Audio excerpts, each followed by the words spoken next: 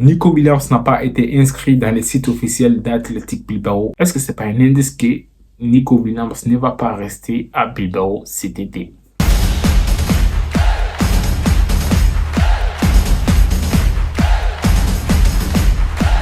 Salut à tous, j'espère que vous allez bien et que tout va pour le mieux pour vous. Vous êtes sur la chaîne Soccer Time avec Adams. Si vous aimez les infos du football, surtout ce qui concerne les FC Barcelone, vous êtes sur la bonne chaîne.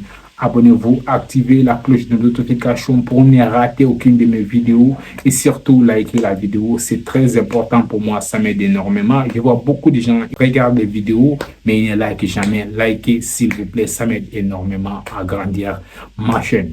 Aujourd'hui, nouvelle vidéo actualité et plongeons directement dans les vifs du sujet. Nico Williams n'a pas été inscrit dans le site officiel d'Athletic Bilbao et ne voyagera pas avec l'équipe en Allemagne pour disputer les matchs amicaux contre Stuttgart.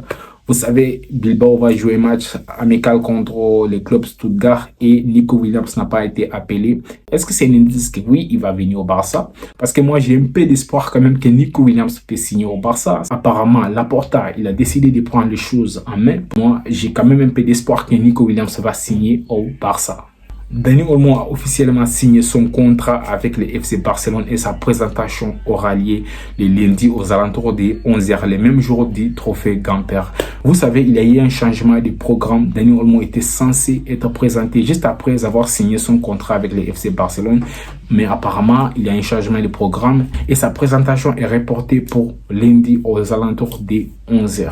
Et voici les premiers mots que Dani Olmo a prononcé juste après qu'il a signé son contrat avec le FC Barcelone.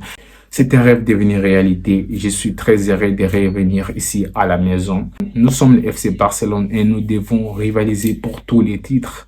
Et nous sommes prêts. Ça montre à quel point le bonhomme il est très motivé de faire des salles en Liga et surtout de faire des salles aux voisins.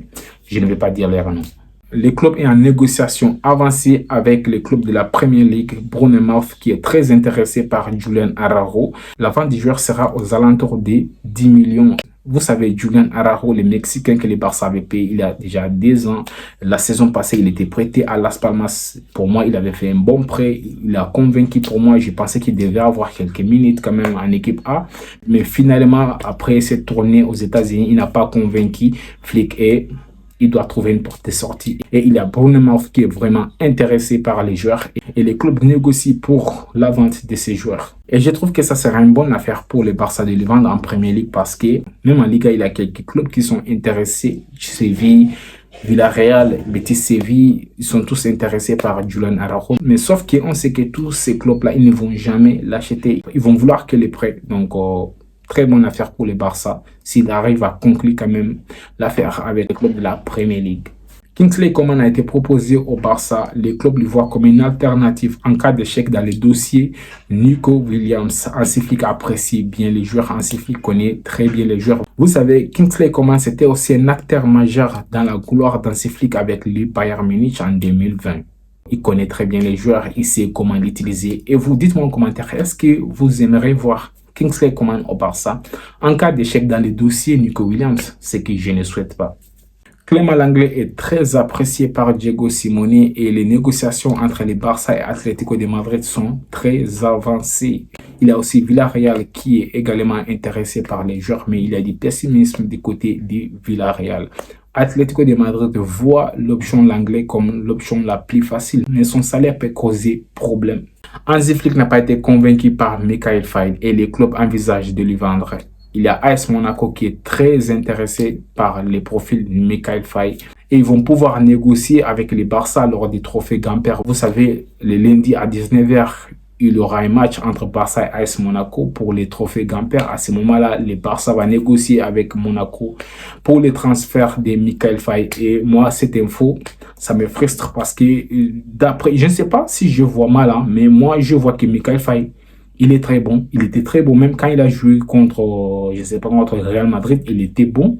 Je ne sais pas pourquoi Hansi Flick n'est pas convaincu par ces joueurs. Moi, je suis sûr que Michael Faye, il reste à Barcelone, il va percer. J'espère que le Barça va mettre quand même une clause de rachat pour Michael Faye parce que moi, je suis convaincu qu'il peut revenir à Barcelone et performer. Après Mekhi Faye, c'est Victor Roque qui n'a pas convaincu Hansi Flick et le club envisage de le vendre en cas d'une bonne offre. Sur ces cas, je suis d'accord avec Hansi Flick parce que Victor Roque, j'étais le premier à dire que oui, Victor Roque doit rester, on doit lui donner sa chance. Mais quand tu regardes Victor Roque jouer techniquement, il est très limité. Surtout quand tu regardes les performances de Pau Victor, c'est les jours et la nuit. Donc les clubs envisagent de les vendre. Je pense que ça sera la meilleure solution pour Victor Roque et aussi pour le FC Barcelone. Le Barça est ouvert à la vente de Frenkie de Jong en cas d'une offre supérieure à 60 millions d'euros. Vous savez que chaque année, la saga Frenkie de Jong, il va rester, il va partir, il va rester, il va partir. Et tout ça, c'est parce qu'il a un très gros salaire au Barça et ça gêne beaucoup.